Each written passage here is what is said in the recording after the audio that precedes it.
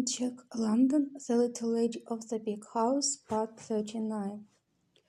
They knew that much because they had been called upon for the purchase price, because they read Dick's name in the papers as master when his ship rescued the passengers of the ill-fated Orion, and because they collected the insurance when Dick's ship was lost with mouth of all hands in the Great Fiji hurricane. In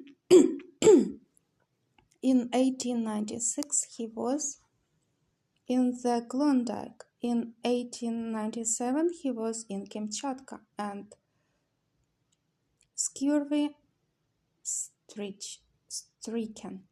And next he erupted with the American flag into the Philippines. Once, although they could never learn how nor why, he was owner and master of a crazy tramp steamer, long since rejected by Lloyd's, which sailed under the aegis of Siam. From time to time, business correspondence compelled them to hear from him from various purple ports of the Purple Seas. Once they had to bring the entire political pressure of the Pacific coast to bear upon Washington in order to get him out of a scrape in Russia, of which affair not one line appeared in the daily press, but which affair was secretly provocative of ticklish joy and delight in all the chancelleries of Europe. Incidentally, they knew that he lay wounded in Mafeking, that he pulled through a bout with yellow fever in Guayaquil, and that he stood trial for brutality on the high seas in New York City. Thrice they read in the press dispatches that he was dead, once in battle in Mexico, and twice executed in Venezuela. After such false flutterings, his guardians refused longer to be thrilled when he crossed the Yellow Sea in a sampan, was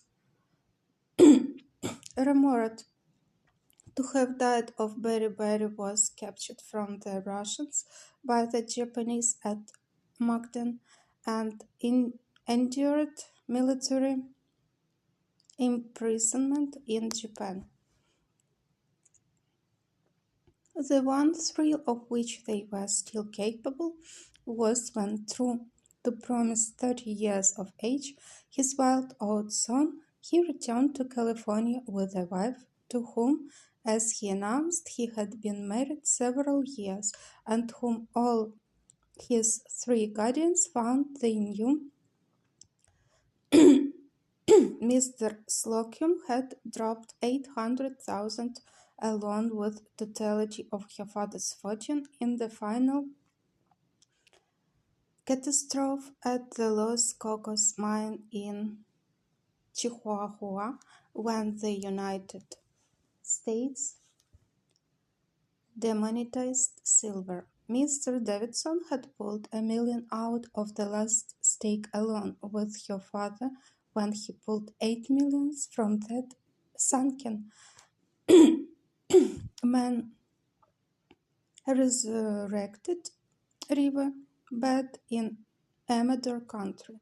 Mr. Crockett, a youth at the time, had spooned the Mersed bottom with her father in the late 50s, had stood up best man with him at Stockton when he married her mother, and at Grants Pass had played poker with him and with then Lieutenant U.S.